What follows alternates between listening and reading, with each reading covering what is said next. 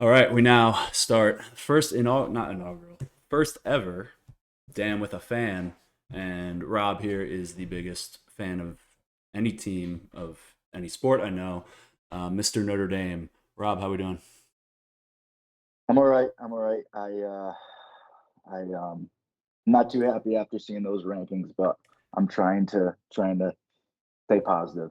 So Notre Dame comes out at number 10, Yeah. and I wouldn't call you pessimistic, but you're definitely you're scarred. How about that? Is that fair? Yeah, I mean, growing up being a fan since from what I can remember, the late '90s through the early 2000s when it was just brutal. Um, It's true. Yeah. I'm very scarred. So yeah, it's it's been tough. I've only had really like one last year was my first year of glory. So And it was glory. I think they quelled all the haters from look. Notre Dame yeah, did not have good playoff showings prior to yeah, last year, so I get why people were like they're getting in because they have gold helmets and they're getting in because of Catholics. I get it, but last year they beat formidable teams, which is more than teams like Penn State can say. yeah. And then if they just didn't run engage 8 on third and Right. 11, they Here they come. Heavy pressure. Howard delivers downfield. And Smith, he's got it. Jeremiah Smith hadn't had a touch in the second. might have had a chance I to know. freaking force overtime against who was undeniably the best team in the country, particularly at that Yeah, time, Ohio State. yeah, Um, so anyway, so look at the ranking 10 in front: Ohio State, Indiana, Georgia, Texas Tech, Oregon, Ole Miss, Texas A&M, Oklahoma, Alabama. Notre Dame comes in at 10, which, given how shitty the ACC is this year, usually 1 through 11 are going to be the spots, and then whichever group of 5 team will jump into 12. But because the ACC is so bad, you got to be in the top 10, which puts yeah, Notre Dame right on the edge.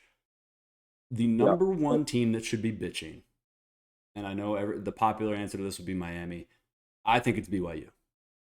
Mhm. BYU has one loss to number 4. Now, it was convincing. That's the only difference here, right? Like Notre Dame's got 2 losses, but both combined were closer than just BYU to Texas Tech. Yeah. So tell me why you're nervous, because Vanderbilt at 14, that's another team I was afraid of for Notre Yeah. Dame's sake. I don't see them jumping. Yeah. So what I'm seeing is obviously we got to root for Texas Tech to beat BYU this weekend, right? Because um, that would that would keep BYU in and knock Notre Dame out, correct? Well, that would put BYU in and But probably knock yeah, Notre Dame out. Yeah. yeah. So we got to root for Texas Tech to beat BYU. So if BYU losses, if BYU loses this weekend, they're 11-2, and then Miami's sitting there at 10-2.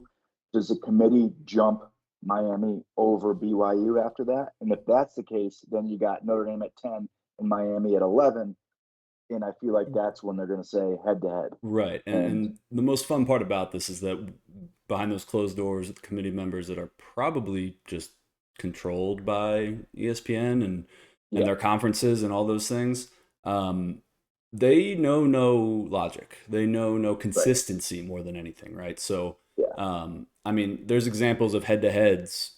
Oklahoma's 8, Alabama's 9, which, by the yeah. way, can we just go ahead and put Miami at 8 and Notre Dame at 9, just so they can Yeah, play each other again? Like, let's I know. forget who's playing who, forget the rankings. I mean, anybody with 2 losses. I mean, I wouldn't, if Miami was right behind Notre Dame, I'd be fine with it. Yeah, Um, again, I think BYU's got the biggest pitch. Oklahoma's not fun to watch. They just have a great yeah, defense, yeah. right? But they beat Alabama, so there they are, one spot ahead. My other thought is, how couldn't Alabama just handle business against Oklahoma? Because then we would be a lot more comfortable right now, especially after how Oklahoma played last weekend. Um, that was absolutely horrific on the Oklahoma's offense. I thought For sure. um, Tough to it watch. was yeah, it was tough to watch. The quarterback, um, he was obviously still hurting with his thumb surgery or whatever he had. I mean, every time they'd show him on the sidelines, he'd blowing on it or doing something with it. So, um, if they just handle business, we're in a lot comfortable situation. So those are my two thoughts of just looking at the bracket, and as my blood pressure starts to come down a little bit. Right. And I haven't said this on the airwaves yet.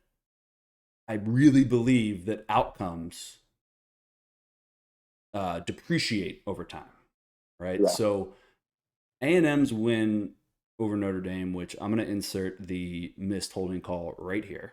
The middle of this play as the Irish try to get home. Maybe a slight hold there on the takedown. There's a tackle. Donovan That's Hines. holding. Donovan Hines. Yeah.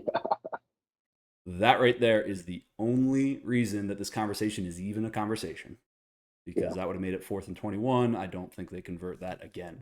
But Texas can say, all right, well, one of our 3 losses is Ohio State, so we basically only have 2 losses.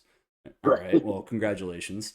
But in my opinion, it's about the entire body of work. And their entire body of work has an overtime win at Kentucky, an overtime win at Mississippi State, and a loss to 4-8 Florida. Yeah. Whereas, I mean, Notre Dame's, I mean, you can probably speak to it in a lot more detail than I can, because I remember hearing your recap of the Boise game, which I didn't see at all. Yeah. But they go to Arkansas and just shit pump them. Yeah. Early game too, 11 a.m. game for them. Yeah, they just wake up and just go to town on them. Right. And it's funny talking to SEC homers right now, like when Kentucky is actually formidable and Arkansas is the worst team in the SEC. Right. Because it's like they got to manipulate it however you can. Yeah. But no, I really think the only situation where Notre Dame isn't safe is if BYU wins. Yeah.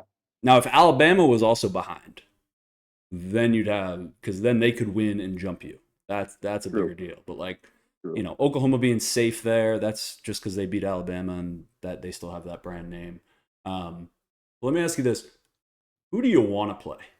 If you could pick your opponent in the first round of the playoff, who do you want to play? Well, as soon as that clock hit 0 against Miami, I said I want to see them again in the playoffs. That was literally, I kid you not, the first words out of my mouth. So I would love to see Notre Dame play Miami in the playoffs. But they would have to be the 8-9, correct? Right, which is what I said earlier. They should just do that, just to give us let the Catholics and convicts go at it again. Which, by the way, I love what you just said there. You said love, love, love, which ironically should have also been the play calling the first time against Miami. Which I'm telling you, there's no outcome that I think is, I don't want to call it fraudulent, because Miami, I thought they were the best team in the country, or at least in the argument, halfway through, into October, I'd say. They peaked when they beat Florida State, and that game wasn't as close as the scoreboard looked. Yeah. And, I've seen a lot of things on Twitter from Miami faithful that has, don't get it twisted. Miami bullied Notre Dame. Look, if you want to say that physically they looked better, they did. Their offensive line is ballers. Yeah. But how do you win the turnover battle 2-0? Jeremiah Love had touched the ball 4 times in the first half. Yeah. And you have a crazy one-handed catch that should have been probably picked off. I think that was at the end of the first half, no? It was, yeah. It was right after that wonky interception. All those, if I tell you're going to have all those things in the first half, or in the game, you're going to win the turnover battle, all these things are going to happen. There's no way that you should be tied. Oh, and you're home in Miami in August. There's no way that Notre Dame should be tied with you in the fourth quarter. Right. There's no way. So, given that, let's get them on the field again. Neutral. Well, it wouldn't be neutral if it's first round, but I think Notre Dame's realistically, they're -4.5 if they were to play tomorrow at Hard Rock Stadium. Yeah. Now, would you feel? I saw the latest as the bracket stands, which it's going to shift at least a little bit. They're going to Kyle Field and they're playing A&M. I would feel fine with that too. I would be happy with that. I mean, obviously, you want a rematch to either the 2 teams you lose to, and I'd feel comfortable. I mean, yeah, I think Kyle Field, I think, is a much tougher environment, but I'm still feeling comfortable. I'm feeling good. Yeah, it'd be rocking, but I would. That's how I kind of want to see that almost more than I want to see Miami, because I mean, I still think A&M's a better team than Miami. I think the big thing that the committee I think showed here is that even though it's not on their list of principles, they Yeah. do value the eye test, and they value how the flow of games. So you can sit here and say that, oh, Miami beat Pittsburgh 38-7, and Notre Dame only beat them 37-15, and then you see that Miami scored a touchdown in the last minute, already up by multiple scores. They threw a fade, and you see Notre Dame. I think they pulled their starters in the third quarter. Yeah. And Pittsburgh, I think, scored at the end of the game or something like that. Yeah, I mean, they went to run the ball. They ran the ball, and they figured they were killing the clock. They took a timeout with 5 seconds left, and then went for the end zone. So it was like, and they'll just run things here with Turner. Take care of this clock. Takes over, throws a pick six, and then right away they take the 2-point conversion back for 2 points. You may never see that again in football. Here's your 4th and 6. That's when Freeman was very unhappy with Narduzzi at the end of the game. I don't know if you saw their post-game exchange, but it was very short and cold on Freeman's part, who going into that game praised Narduzzi as kind of like a role model that he's watched a lot of and followed a lot. So he was clearly upset with running the ball. Seems like it's running the clock out, call the timeout, and then take a shot at the end zone. So yeah, I mean, and it's clearly, I mean, I don't know why Pitt would. I mean, I obviously you're trying to show a fight, but when the game is over, the game is over. When you're in Miami, so Miami was in the inverse situation. They were up, I guess, 31 to whatever the final was, 7, and then they scored one more for good measure to make it look good. Which, look, here's my other quick rule. This is a dumb rule, but it should be a rule. If you beat any team 70-7, you are automatically in the playoff. Exactly. Like that. Like, as long as it's a Power 4 team, which shout out to my boys at Syracuse, we scored to hit our team total over in the last 30 seconds of the game. That was sick. But no, I mean, look, I think Notre Dame going in. And this team has experience, right? I mean, not everybody's back, but we were in the building for Jeremiah Love's 97-yard touchdown run against Indiana last year. Right. I was nervous before Georgia. They handled all that because they were the better coached team, and then they handled Penn State because Penn State was gifted a ride to the semis. Yeah. So look, and then they showed well against Ohio State. So the narrative of them not living up to playoff expectations is over and dead. So at least we got that going for us. Yeah. So now, one more question for you. So your nightmare scenario is, I mean, obviously not getting in, but is there a team you don't want to see? Is there a bad draw? Like, who would you not want to be playing? Who would you not want to face in the second round? Should you win the first? Or you could be not afraid of anybody. No, I mean, obviously Ohio State. I mean, listen, if we can just get in at this point, and I know I'm avoiding your question here, but if we can just get in, I'll be happy. But yeah, I would say Ohio State is the team I'm most concerned about. Not overly concerned with Oklahoma, not really with Ole Miss, Oregon, Texas Tech, Georgia, Indiana. I mean, Ohio State's who I'm nervous about, and that might just go back to my PTSD over the last 0-8 maybe against them. Oh yeah. Yeah. No, I mean, it just pisses me off thinking about it. Yeah, but look, if we can just get the Irish playing deep into January again, that's all we can ask for. I was wearing my Notre Dame shirt earlier, but I didn't want to show bias here. That's right. But look, man, again, eye test wins out, and even though realistically, as I'm looking at it, I think they should be ahead of Oklahoma and Alabama. I think they're a better team. They don't have a better resume because they haven't played better opponents, but they've dominated everybody they should dominate, with one exception. Do you think if if Alabama loses by 14 or 21 points, does Notre Dame jump them? It's a good question. Because I'm not a believer that you should punish teams for making their conference championship. But you got to use all the data you have, right? So that would be a data point. And now Alabama had beaten Georgia. I think was that at home? Was that in Georgia? I can't quite remember. It was. Let's see. I think it was at Georgia. Yeah, it was at Georgia. Yep, September 27th. Right. So So, and this is kind of a Notre Dame point too. It's like you're a different team now than you were in August than you were in September, and results, particularly wins, diminish or depreciate over time. So I think if that new data point comes in and Georgia just is thoroughly hands it to them, they're at very least sweating, and Notre Dame should feel better.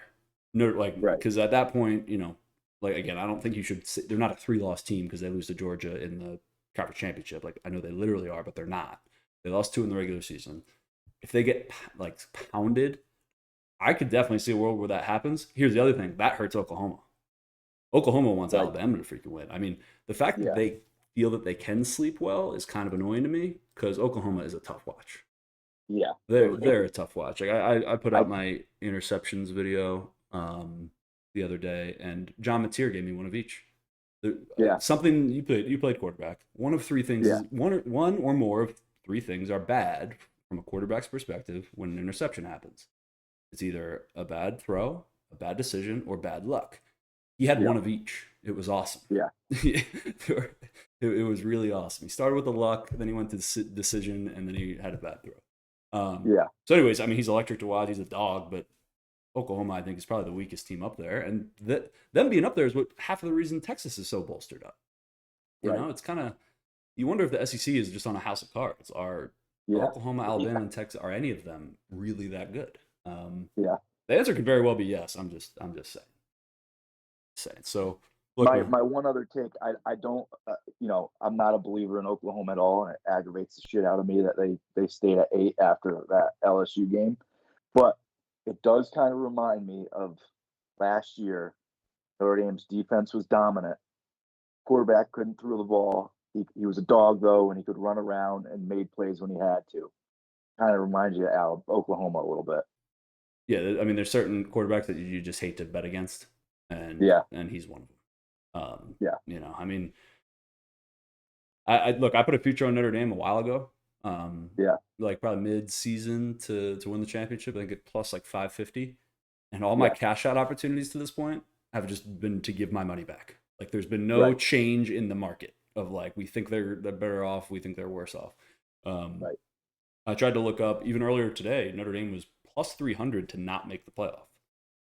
So it looked good. I almost bet it just as an emotional edge. But I'm like they're gonna make it because it's really BYU beating Texas Tech. Like again, that's the domino. So anyways, any other last takes? Not really. That's it. That's really it. I mean, it's gonna be a long 5 days, a stressful 5 days for sure. But at least it's Saturday. It's when's that BYU Texas Tech game? Is that noon? Yeah, I think so. Is that the noon game? Yeah. So at least we'll have a better feeling. You'll know sooner rather than later. Oh man, we wish the Irish the best of luck, and appreciate you. I guess what's up? One last take. Sorry, one last take, and I don't think we talked about it, but just the fact that, and obviously the ACC is terrible this year, but the fact that a Tulane and a Virginia, or Virginia loses, a Tulane and a James Madison gets in, that just drives me nuts. It drives me nuts. I mean, you're supposed to put the 12 best teams in the playoffs. Yeah, this is where I disagree with you maybe it's because I went to Syracuse. I don't know. But I think that conference champions need to matter. And the funny thing here that, there's no reason for us to really talk about it, but if Duke beats Virginia, then there should be 0 ACC teams represented. And this would be awesome. I want JMU and North Texas. And honestly, make them play each other. I know that would never happen, but just have them be the G5 play-in, which I'll do that in another video, what I think the structure should actually be. But it sucks visually, and it sucks that, there's how many years did teams that were clearly worse than a team that didn't get in, or like in the 4 team, PCS too. And that's where the discussion becomes: do we care who's the best team or who's the most deserving team? And hopefully it aligns. Hopefully the best teams are the most deserving. You can argue that Texas is playing better than almost anybody right now, but they didn't do that all year. They might be the best team right now. Yeah, they would beat JMU and they would beat North Texas, But guess what? They lost when they could have shown that they were one of the best teams earlier, and they didn't when they lost to Florida, when they almost lost to Kentucky, when they almost lost to Mississippi State. Now, when it comes to a team like BYU or Notre Dame, who has, well, BYU in particular, they only got the one loss. If they get left out, if they're when I should say when they're left out, and they see Tulane in North Texas, or I guess it'll either be Tulane and JMU or North Texas and JMU. I keep saying North Texas because I want North Texas because they're so much fun. But I think we need a chance for the little guys. I really think we do, even though, because honestly, when it was a 14 playoff, that was a weaker argument because of obviously the number 5 team is something else.